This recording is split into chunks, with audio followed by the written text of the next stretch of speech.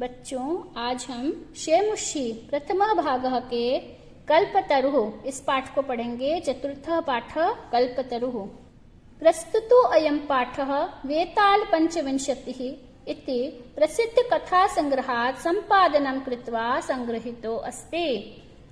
यह जो पाठ है कल्पतरु, यह वेताल पंचविंशतिः इस प्रसिद्ध कथा संग्रह से संपादनम कृत्वा संपादित करके संग्रहितो अस्ति आपकी शेमुषी में संग्रहित किया गया है।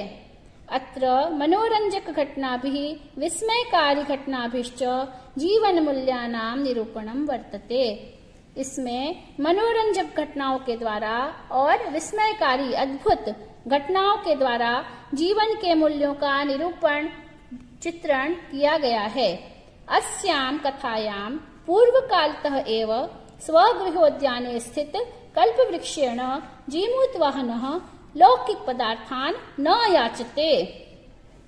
अस्यां कथायां, इस कहानी में पूर्व काल से ही, बहुत प्राचीन समय से स्वगृहोद्याने अपने घर के उद्यान में स्थित कल्पवृक्ष से जीमूतवाहन लौकिक पदार्थों को नहीं मांगता है। अपितु सः सांसारिक प्राणिनां दुःखानि अपाकरणाय वरम याचते, बल्कि वह सांसारिक प्राणियों के दुखों को अपाकरणाय दूर करने के लिए वरदान याचते मांगता है। यतो हि लोकभोग्याः भौतिक पदार्थाः जल तरंगवत अनित्याः सन्ति। यतो ही, क्योंकि लोकभोग्या, संसार में भोग करने वाले जो भी भौतिक पदार्थ हैं वे जल तरंगवत, पानी की तरंग के समान अनित्य होते हैं। अस्मिन् संसारे केवलम परोपकारः एव सर्वोत्कृष्टम चिरस्थायी तत्वम अस्ति। इस संसार में केवल परोपकार ही सबसे उत्कृष्ट और चिरस्थायी, हमेशा रहने वाला तत्व है। अस्ति हिमवाननां सर्वरत्न भूमि नगेन्द्रः। सभी रत्नों की भूमि, सभी रत्नों का स्थान नगेन्द्र, पर्वतों का राजा हिमवान अस्ति है। तस्य सानोः उपरि विभाति कंचनपुरम नाम नगरम।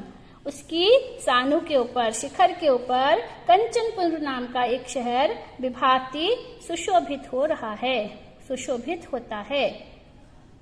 तत्र जीमूतकेतुः इति श्रीमान विद्याधरपतिः वसति स्म। तत्र, वहां पर जीमूतकेतुः नाम के श्रीमान, लक्ष्मी के पति, बहुत ही धनी विद्याधर के राजा वसति स्म, रहते हैं। तस्य गृहोद्याने, उनके घर के उद्यान में कुलक्रमागतः, वंश परंपरा से, कुल परंपरा से आया हुआ कल्पतरुः स्थितः, कल्पवृक्ष स्थित है। स राजा जीमूतकेतुः तम कल्पतरुम् आराध्य तत्प्रसादात् च बोधिसत्वांश संभवम जीमूतवाहनम नाम पुत्रम प्राप्नोत। उस राजा जीमूतकेतु ने तम, उस कल्पतरुम् आराध्य, उस कल्पवृक्ष की आराधना करके, तत्प्रसादात् च, और उसकी प्रसन्नता से, उसके प्रसाद से, बोधिसत्वांश संभव, बोधिसत्व के सत्वांश, अंश से उत्पन्न हुआ, जीमूतवाहन नाम का एक पुत्र प्राप्नोत, प्राप्त किया। स जीमूतवाहनः महान दानवीरः सर्वभूतानुकंपी च अभवत्। वह जीमूतवाहन महान दानवीर, बहुत बड़ा दानवीर और सभी प्राणियों पर अनुकंपी, अनुकंपा करने वाला, दया करने वाला अभवत् हुआ। तस्य गुणैः प्रसन्नः स्वसचिवैश्च प्रेरितः राजा कालेन संप्राप्त यौवनं तं यौराज्ये अभिषिक्तवान्। तस्य जीमूतवाहनस्य, जीमूतवाहन के गुणों से प्रसन्न होकर के, स्वसचिवैश्च प्रेरित, अपने मंत्रियों के द्वारा प्रेरित किए गए राजा ने, कालेन, समय के साथ ही, संप्राप्त यौवनम, युवावस्था को प्राप्त हुए, तम, उस जीमूतवाहन को, यौराज्ये, यौराज्य में अभिषिक्तवान, अभिषेक किया, युवराज पद पर उसका अभिषेक किया। कदाचित हितैषिणः पितृमन्त्रिणः यौराज्ये स्थितं तं जीमूतवाहनम् उक्तवन्तः। किसी समय उसके पिता के जो मंत्री थे, हितैषी लोग, उन्होंने यौराज्य में स्थित उस युवराज से, जीमूतवाहन से कहा, युवराज, यो अयम सर्वकामदः कल्पतरुः तवोद्याने तिष्ठति स तव सदा पूज्यः।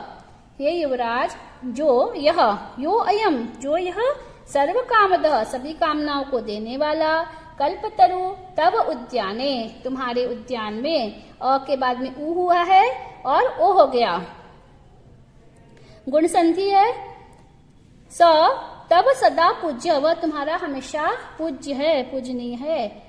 अस्मिन् अनुकूले स्थिते सति शक्रो अपि अस्मान् बाधितुं न शक्नुयात्, इसके अनुकूल हो जाने पर शक्र इंद्र को कहते हैं, इंद्र भी हमको बाधा नहीं दे सकता, हमको कोई तकलीफ नहीं दे सकता। एतत् आकर्ण्य जीमूतवाहनः अचिन्तयत्, यह सुनकर के जीमूतवाहन सोचने लगा, अहो ईदृशम् अमरपादपं प्राप्य अपि पूर्वैः पुरुषैः अस्माकं तादृशं फलं किमपि न प्राप्तम्। अरे, ऐसा अमरपादप, अमर वृक्ष पाकर के भी हमारे पूर्व पुरुषों ने, हमारे पूर्वजों ने वैसा तो कोई फल पाया ही नहीं है। किंतु केवलम कैश्चिदैव कृपणैः कश्चिदपि अर्थः अर्थितः, लेकिन केवल कैश्चिदैव कुछ ही कृपण कंजूसों ने कुछ अर्थ धन प्राप्त कर लिया है। अर्थितः धनः प्रार्थितः।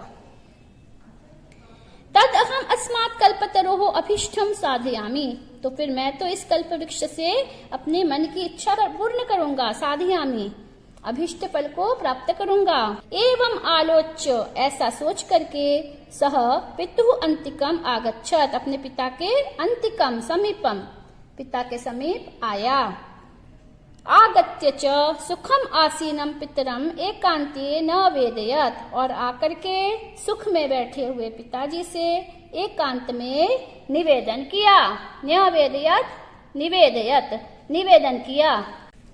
तात त्वं तु जानासि एव यद अस्मिन् संसार सागरे आशरीरम इदं सर्वं धनम वीचिवत चंचलम। तात, पिताजी, त्वं तु जानासि एव, आप तो जानते ही हैं, यद अस्मिन् संसार सागरे, कि इस संसार सागर में, आशरीरम, शरीर के सहित, इदं सर्वं धनम, यह सारा धन, वीचिवत, पानी की लहर के समान चंचल है। एकः परोपकार एव अस्मिन् संसारे अनश्वरः, यो युगांत पर्यंतम यशः प्रसूते, एकमात्र परोपकार ही एव ही अस्मिन् संसारे, इस संसार में, अनश्वर है, कभी नष्ट होने वाला नहीं है। यो, जो युगांत तक यश को उत्पन्न करता है, प्रसूते, उत्पन्न करता है, यशः प्रसूते, यश को उत्पन्न करता है। तद अस्माभिः ईदृशं कल्पतरुः किमर्थं रक्ष्यते। तद, तो फिर, अस्माभि, हमारे द्वारा, ईदृशः, यह कल्प वृक्ष, किमर्थम, किस लिए, रक्ष्यते, रक्षित किया गया है। यैश्च पूर्वैरयं मम इति आग्रहेण रक्षितः ते इदानीं कुत्र गताः। यैश्च, जिन्होंने पहले ये मेरा है ऐसा आग्रह पूर्वक इसकी रक्षा की, वे सभी अब कुत्र गता, कहाँ गए हैं। तेषां कस्यायम्, उनमें से यह किसके पास है। अस्य वा केते, और इसके वे कौन है। तस्मात् परोपकारैक फल सिद्धये त्वद आज्ञया इमं कल्पपादपम आराधयामि, इसलिए परोपकारैक फल सिद्धये, एकमात्र परोपकार रूपी फल की सिद्धि के लिए, त्वद आज्ञया, आपकी आज्ञा से, इमं कल्पपादपम आराधयामि, मैं इस कल्प वृक्ष की आराधना करना चाहता हूँ। अथ पित्रा तथा इति अभ्यनुज्ञातः स जीमूतवाहन कल्पतरुम उपगम्य उवाच। इसके बाद पिता के द्वारा ठीक है वैसा ही करो, ऐसा अभ्यनुज्ञातः, अनुमति देने पर वह जीमूतवाहन कल्पतरु के पास पहुंचकर बोला, देव, त्वया अस्मत्पूर्वेषाम् अभीष्टाः कामाः पूरिताः तत् ममैकं कामं पूरय देव। तुमने अस्मत्पूर्वेषाम् मुझसे पूर्व के अभी तक के सभी लोगों की अभीष्ट कामनाओं को पूरा किया है, तो मेरी भी कामना को पूरा करो। यथा पृथ्वीम अदरिद्रम पश्यामि तथा करोतु देव। जिस तरह से मैं पृथ्वी को दरिद्रता से रहित देख सकूं, ऐसा कुछ करिए देव प्रभु। एवं वादिनी जीमूतवाहने, जीमूतवाहन के ऐसा कहने पर, त्यक्तस्त्वया एषो अहम यातोसी, मैं तुम्हें छोड़ करके यह जा रहा हूँ। इति वाक् तस्मात् तरोः उद्भूत, ऐसी वाणी उस वृक्ष से उत्पन्न हुई। क्षणेन च स कल्पतरुः दिवं समुत्पत्य भुवि तथा वसूनि अवर्षत यथा न कोपि दुर्गत आसीत। इसके बाद क्षण भर में ही वह कल्प वृक्ष आकाश में दिवम स्वर्गम समुत्पत्य पहुंच गया और पृथ्वी पर इतनी अधिक वर्षा, धन की वर्षा की, जिससे कोई भी दुर्गत न आसीत, कोई भी दरिद्र नहीं रहा, किसी की भी दुर्गति नहीं हुई। ततस्तस्य जीमूतवाहनस्य सर्वजीवानुकंपया सर्वत्र यशः प्रथितम्। इसके बाद उस जीमूतवाहन की सर्व जीवों पर अनुकंपा करने के कारण, सभी जीवों पर दया करने के कारण सर्वत्र चारों ओर यश फैल गया। भुवि पृथ्वी को कहते हैं। कल्पवृक्ष ने इतना धन गिराया कि जो अपना भारत देश है वो सोने की चिड़िया बन गया था। फिर बाद में सबने धन लूट लिया। जिनके पास में पुस्तक नहीं है वे सभी शब्दार्थ नोट कर लीजिए। हिंदी में, संस्कृत में और इंग्लिश में, तीनों में शब्दार्थ लिखे हैं। जो भी आपको कठिन शब्द लगे तीनों भाषाओं में है, इसको अच्छी तरह से समझ लीजिए और स्क्रीनशॉट लेकर के आप अपनी कॉपी में भी नोट कर सकते हैं। जिन बच्चों ने चैनल को अभी तक सब्सक्राइब नहीं किया होगा तुरंत सब्सक्राइब कर लें, बेल आइकॉन को दबा दें जिससे आपको नोटिफिकेशन मिलती रहे। वीडियो अच्छा लगा होगा तो इसको लाइक करिए और अपने सभी दोस्तों को भी शेयर करिए, जिससे कि सभी को संस्कृत का फायदा मिले, इस पाठ को सभी को समझे। जयतु संस्कृतम जयतु भारतम।